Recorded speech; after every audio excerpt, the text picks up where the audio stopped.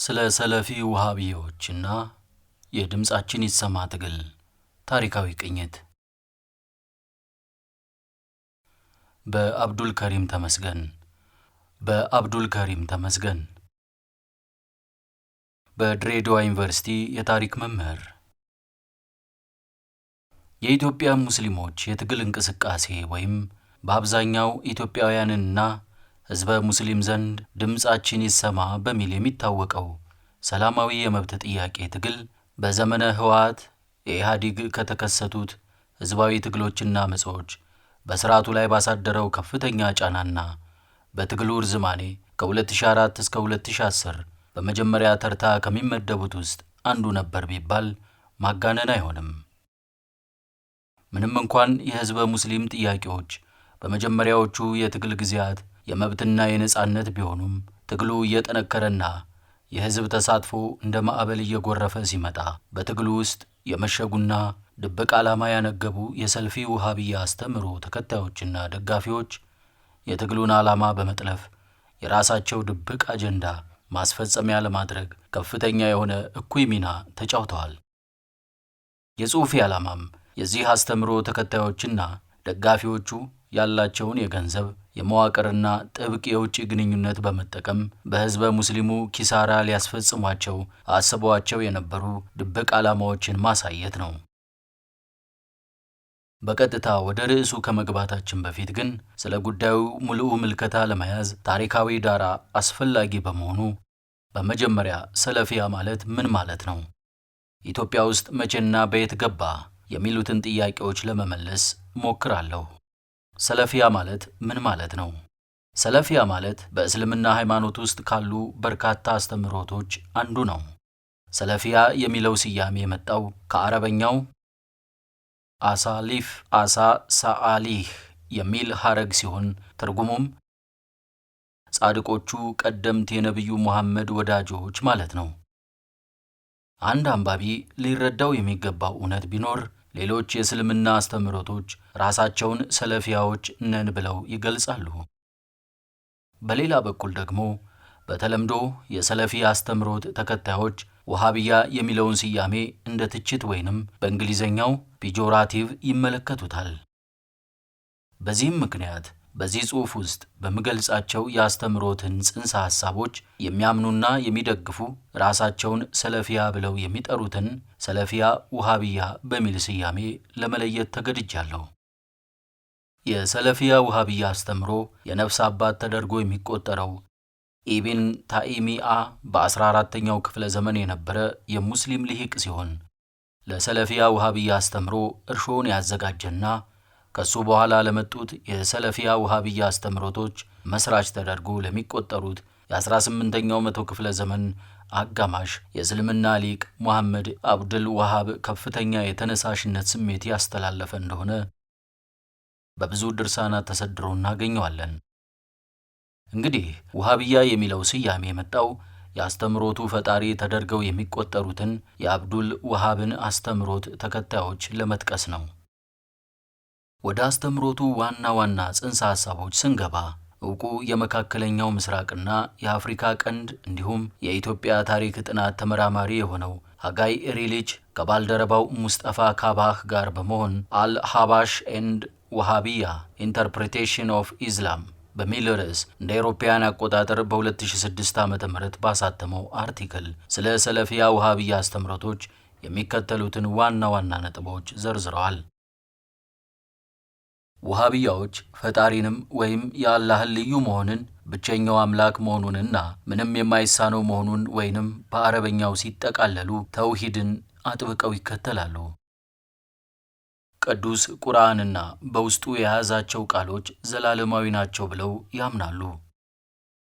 በውሃቢያ አስተምህሮ ለአውሊያዎች ወይም ለተቀደሱ ሰዎች የሚደረግ ዚያራ ወይም ጉብኝት ፈጽሞ የተከለከለና እንደ ሽርክ ወይንም አሕዛብነት የሚያስቆጥር ነው ብለው ያምናሉ።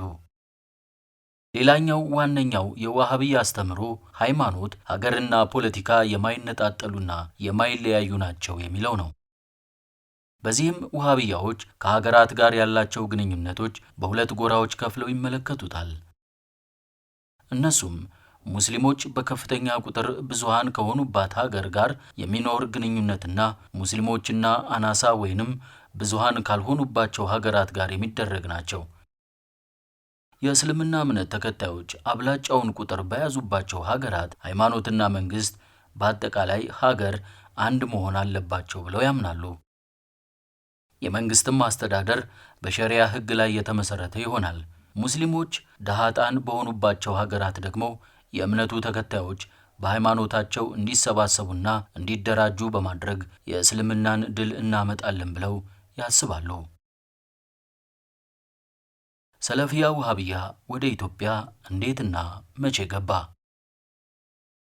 ከላይ ለማስቀመጥ እንደተሞከረው የሰለፊያ ውሃብያ አስተምሮ ትውልዱ በሳውዲ አረቢያ ሆኖ ከፍጥረቱ በኋላ ባሉ ሁለት ከመንፈቅ ምዕት ዓመት ቀደም ሲል የጠቀስኳቸውን ዋና ዋና አስተምሮቶችና ሌሎችንም የአስተምሮቱን መንፈሳዊ ህልዮት ይዞ በመላው ዓለም ለመስፋፋት ችሏል።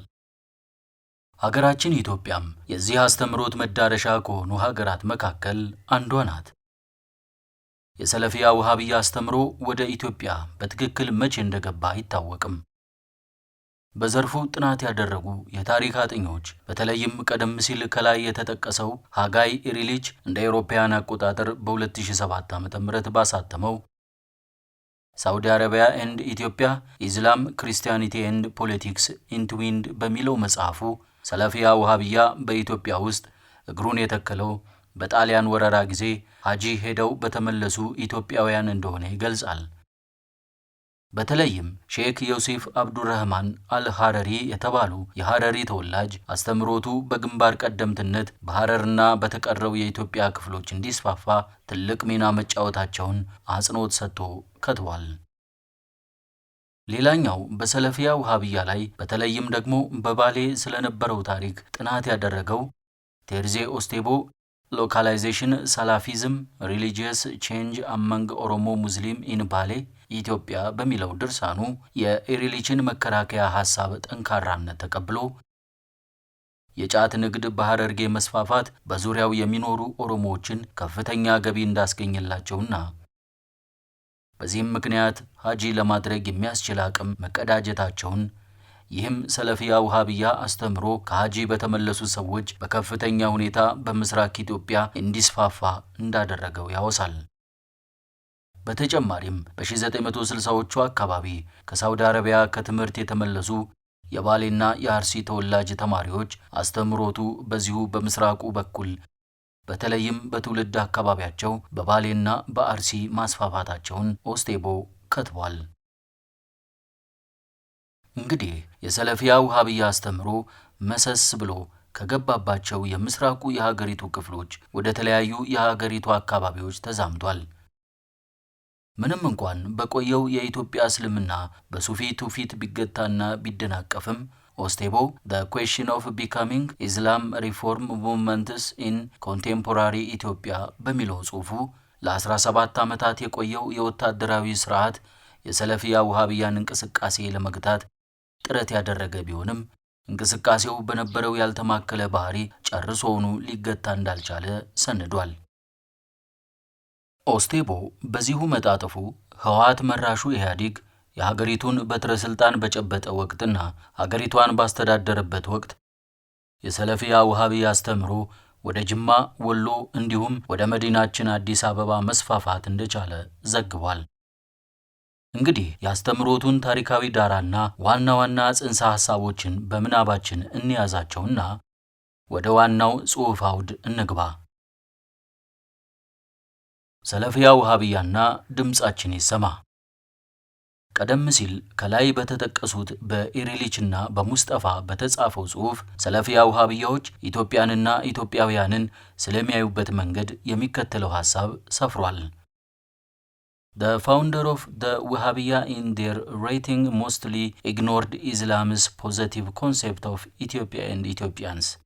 ወደ አማርኛ ስንመልሰው የውሃብያ መስራቾች በጽሑፎቻቸው እስልምና ሃይማኖት ስለ ኢትዮጵያና ኢትዮጵያውያን ያለውን አዎንታዊ አመለካከቶች ችላ ወይንም ገሸሽ አድርገዋል።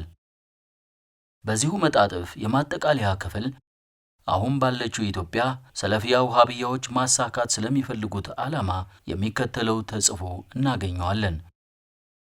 The Muslims in today Ethiopia are, in fact, quite divided in coping with their own new momentum. They aspire to an Ethiopia of open dialogue and equal footing. The more activities cells, popular known as Wahhabiyya, aspire and work towards Islamic victory. በአሁኗ ኢትዮጵያ ያሉ ሙስሊሞች የራሳቸውን በሃይማኖታቸው ላይ ያላቸውን አዲስ ተነሳሽነትን መፍትሄ በመስጠት ጉዳይ ዙሪያ ተከፋፍለዋል። አብዛኞቹ ራሳቸውን በቅድሚያ ኢትዮጵያዊ አድርገው በማሰብ ቀጥለዋል። የእነዚህ ሙስሊሞች መሻት በእኩልነት ላይ የቆመ ክፍት ውይይት የሚደረግባት ኢትዮጵያን ማየት ነው።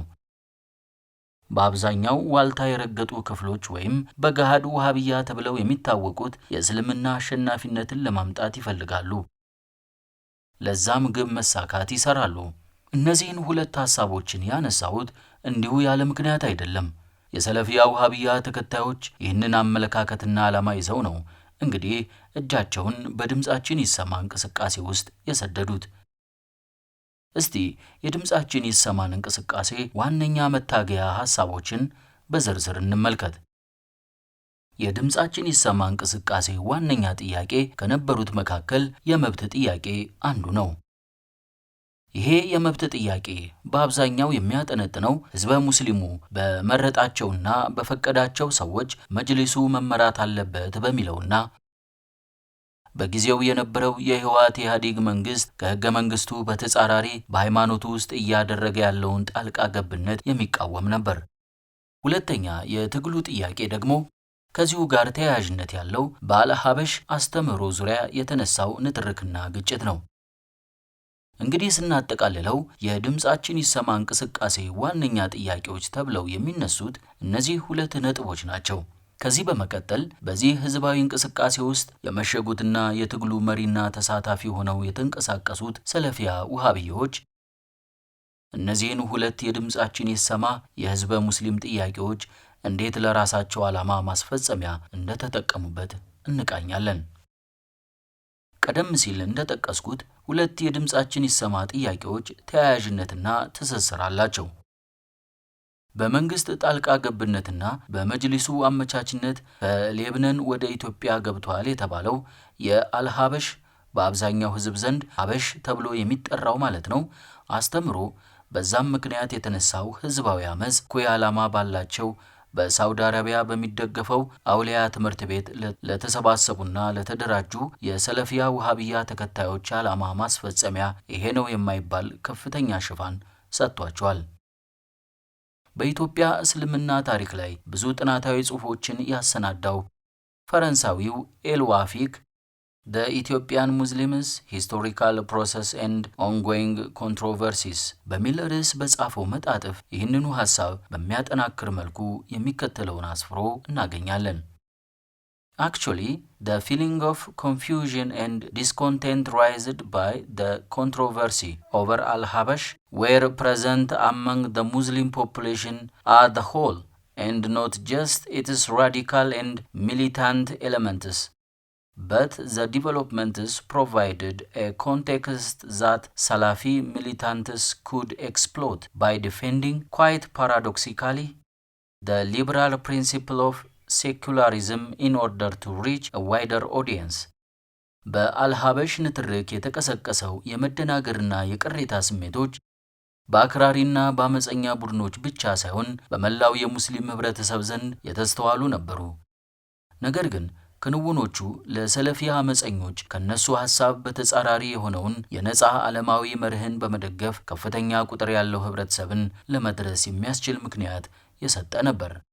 ፊክ በዚሁ መጣጥፉ በአውሊያ ትምህርት ቤት በኩል የተሰባሰቡ የሰለፊያ ውሃብያ ቁንጮች የአልሐበሹን ውዝግብ እንዴት እንደተጠቀሙበት ይነግረናል። ፊክ ይጽፋል። Thus, behind the theological dispute on Al-Habash, there was a fundamental conflict over the legitimacy and representativeness of religious institutions in a still partially settled legal framework. for the Awliya network formed by the School of Faculty, Student and Alumni. The Al-Habash controversy offered an opportunity to reaffirm their influence and legitimacy as the moral and political authority of the Majlis. ወደኛ ቋንቋ ስንመልሰው በአልሃበሽ ምክንያት ከተነሳው ስነ መለኮታዊ ንትርክ ጀርባ መሰረታዊ የሆነ የሃይማኖት ተቋማትን ቅቡልነትና ወካይነት ላይ ያነጣጠረ ግጭት ነበር። በአውሊያ ፋካልቲ ተማሪዎችና ተመራቂዎች ለተመሰረተው የአውሊያ ኔትወርክ የአልሃበሽ ንትርክ የመጅሊሱን የሞራልና የፖለቲካ ልዕልና በመገዳደር በሙስሊሙ ህብረተሰብ ዘንድ ተጽዕኖአቸውን፣ ቅቡልነታቸውን ዳግም ለማረጋገጥ የተሰጠ ዕድል ተደርጎ ተቆጥሮ ነበር። ከላይ በተብራራው መልኩ እንግዲህ ሰለፊያ ውሃቢዎች እንዴት የህዝበ ሙስሊሙን ጥያቄ ለራሳቸው ዓላማ ማስፈጸሚያ እንደተጠቀሙበት አይተናል። ነገር ግን በዚያ አበቃም። ከአልሃበሽ ንትርክ ጋር በተያያዘ ሰለፊያ ውሃቢያዎች ግርግሩን ለድብቅ መሻታቸው ከመጠቀማቸውም በተጨማሪ ከአስተምሮቱ ጋር ያላቸው ግጭትና ፉክክር አስተምሮቱን ህዝበ ሙስሊሙ እንደ ባዕድ እምነት እንዲያየውና እንዲቃወመው ገፍተዋል ብለን በድፍረት መናገር እንችላለን። በጋይ ሪሊችና በሙስጠፋ ካባህ በተከተበው መጣጥፍ እንደተጠቆመው የአልሃበሽና የሰለፊያ ውሃቢያ አስተምሮቶች ፉክክር ስረ መሰረቱ የሚጀምረው በምስራቅ ኢትዮጵያ በምትገኘው ጥንታዊቷ የእስልምና መዲና ሐረር ነው። በፋሺስት ወረራ ጊዜ ወደ መካ ለሐጅ የሄዱት ጥቂት የሐረሪ ተወላጆች በዛው በሳውዲ አረቢያ በርካታ ተከታይ ባለው የውሃቢያ ሰለፊያ አስተምሮ ተነደፉም ተጠመቁም። እነዚህ ከአዲስ አስተምሮት ጋር ወደ ቀያቸው የተመለሱ ቡድኖች ሐረርን ከኢትዮጵያ ለመገንጠልና ሙስሊሞችን ብቻ የያዘች ነፃ የሐረር መንግስት ለመመስረት ከፋሺስት ወረራ በኋላ ባሉት 8 ዓመታት ያለመታከት ጥረዋል። ረጅም ጊዜ ከፈጀ ትግል በኋላ የእነዚህ ተገንጣይ አክራሪ የሰለፊያ ውሃቢያ አስተምሮ ተከታዮች ዓላማ በጊዜው በነበረው የንጉሠ ነገሥቱ መንግስትና ከዚህ እኩይ ዓላማ በተቃራኒ በቆሙ አገር ወዳድ የሐረር ተወላጆች ትብብር ሊከሽፍና አቀንቃኞቹም ወደ ተለያዩ ሀገራት ሊበተኑና ሊሰደዱ ችለዋል። የእነዚህ አክራሪ ሰለፊ ውሃቢያ መሪዎች የነበረው ሼክ ዮሴፍ አብዱረህማን አልሐረሪ ቀደም ሲል ትምህርቱን ወደ ተከታተለበት ሳውዲ አረቢያ እንዲመለስ ተገዶም ነበር። በሐረር በተለይና በኢትዮጵያም በአጠቃላይ የአብዱረህማን ዋነኛ ተቀናቃኝ የነበረው የአልሃበሹ አስተምሮ መሪ የሆነው ኢትዮጵያዊው የሐረር ተወላጅ ሼክ አብደላ ኢብን ሙሐመድ ኢብን ዮሴፍ ኢብን አልሐረሪ ነበር። እንደ ኢሪሊች አገላለጽ ከሆነ ሼክ አብደላ በኢትዮጵያ እስልምናና ክርስትና አብሮ መኖርና መቻቻል ላይ ከፍተኛ እምነት ነበራቸው። እነ ኢሪሊች ሲጽፉ reportedly in 1910 he received an Islamic education in Ethiopia and grew to be an firm believer in Ethiopian Islamic Christianity coexistence. እንደ አውሮፓውያን አቆጣጠር በ1910 ዓመተ ምህረት እንደተወለደ የሚነገርለት ሼክ አብደላ እስላማዊ ትምህርትን በኢትዮጵያ እንደተማረና በኢትዮጵያ እስልምናና ክርስትና አብሮ መኖር ጥልቅ እምነት ያለው ሆኖ እንዳደገ ተዘግቧል። በዚህም ምክንያት ይላሉ እነ ኢሪሊች በጊዜው በሰለፊያ ውሃቢያ አክራሪ ተገንጣዮችና እነሱም በሚገዳደሩት መካከል በነበረው ትግል ውስጥ ተሳታፊ ነበሩ። አክራሪዎቹ የሰለፊያ ውሃቢያ ተከታዮች ሼክ አብደላንና ተከታዮቻቸውን በጊዜው በሁለት ምክንያቶች ያብጠለጥሏቸው ነበር። የመጀመሪያው እንደ አውሮፓውያን አቆጣጠር በ1941 ዓመተ ምህረት በሰለፊያ ውሃቢያ አስተምሮቶች መሰረት በሐረሪ ውስጥ ያሉትን ዘመናዊ ትምህርት ቤቶች ለማዋቀር ተደርጎ በከሸፈው ሙከራ ሲሆን፣ ሁለተኛው ደግሞ እነዚሁ አክራሪዎች ከሶማሊያ ብሔርተኛ እንቅስቃሴ አቀንቃኞች ጋር በመተባበር ሐረርን ከኢትዮጵያ ለመገንጠልና የሙስሊሟ ሶማሊያ አካል ለማድረግ ከተደረገው ሙከራ ጋር በተገናኘ ነበር። ሰለፊያ ውሃቢያዎቹ ሼክ አብደላንና ተከታዮቻቸውን ከማዕከላዊ መንግስት ጋር ሆናችሁ አጥቅታችሁናል፣ ዓላማችንንም አጨናግፋችኋል በማለት ነበር የሚከሷቸው። ይህ ሁሉ ከሆነ በኋላ እንግዲህ ሼህ አብደላ ከሀገር ተሰደው በመካ ኢየሩሳሌምና ደማስቆ ከቆዩ በኋላ እንደ አውሮፓውያን አቆጣጠር በ1950 ወደ ቤይሩት ሌብነን አመሩ። ልክ እንደ ኢትዮጵያ ሁሉ በሌብነንም የእስልምናና የክርስትና ሃይማኖት ተከታዮች አብሮ መኖርንና መቻቻልን እየሰበኩ ቆዩ። ይህም የለዘብተኛና አቃፊ አቋማቸው ብዙ ደጋፊዎችንና ተከታዮችን አፈራላቸው። እንደ አውሮፓውያን አቆጣጠር በ1983 ዓ.ም የእስልምና ግብረ ሰናይ ፕሮጀክቶች ማህበር ወይንም በእንግሊዘኛው አሶሲዬሽን ኦፍ ኢስላሚክ ፊላንትሮፒክ መሪ ሆኑ። ማህበሩ እሳቸው መሪ ከሆኑ በኋላ አህበሽ እየተባለ መጠራት ጀመረ። እንደ አውሮፓውያን አቆጣጠር ከ1983 ጀምሮ ሼክ አብደላ በዓለም አቀፍ ደረጃ ዝናን አተረፉ። የተለያዩ ወደ 20 የሚጠጉ ከአስተምህሮቶቻቸው ጋር የተዛመዱ መጻሕፍትን ጻፉ። እነ ሪሊጅ አልሀበሽ ኤንድ ወሃቢያ ኢንተርፕሪቴሽን ኦፍ ኢስላም በሚለው ቀደም ሲል በተጠቀሰው መጣጥፋቸው የሼሁ ዋነኛ መልእክት ከተወለዱባት ሀገር ኢትዮጵያ ይዘውት የመጡት የክርስትናና የእስልምና አብሮ መኖርን የሚያንጸባርቅ ነበር ይላሉ። የሚመሩት ማህበር በሁሉም አህጉራት ቅርንጫፎችን ከፍቷል። በአውሮፓ ዋነኛ ማዕከላቸውን በጀርመን ላይ ከፍተዋል። በምዕራብ አውሮፓም እንዲሁ። በተጨማሪም በኢንዶኔዥያ፣ በማሌዥያ፣ በህንድ፣ በታጃኪስታን፣ በሶሪያ፣ በጆርዳን፣ በግብፅ፣ በካናዳ፣ በስዊዘርላንድ፣ በፈረንሳይ፣ በዩክሬን፣ በሆላንድ፣ በስዊድን፣ በአውስትራሊያና በአሜሪካ ከፍተው ነበር። የአሜሪካና የምዕራብ መንግስታት በተለይ ሼኩንና አስተምህሮቶቻቸውን እጃቸውን ዘርግተው ተቀብለዋቸዋል። እንደ ጉድ እየተንሰራፋ የመጣውን አክራሪውን የሰለፊያ ውሃብያ አስተምህሮ ለመግታት በማለም እንግዲህ በዚህ ታሪካዊ ፉክክርና መቆራቆዝ ውስጥ ነው የአልሀበሽ አስተምህሮ ወደ ኢትዮጵያ ዳግም ተመልሶ የመጣው።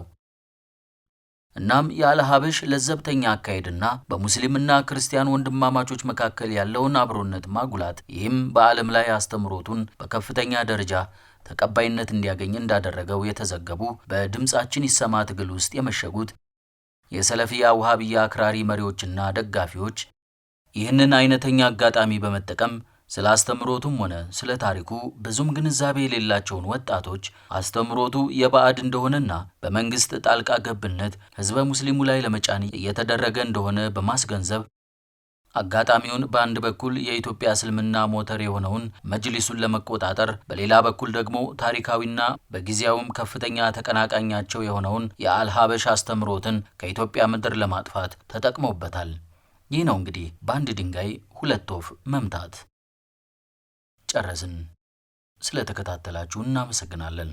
ቸር ቆዩን።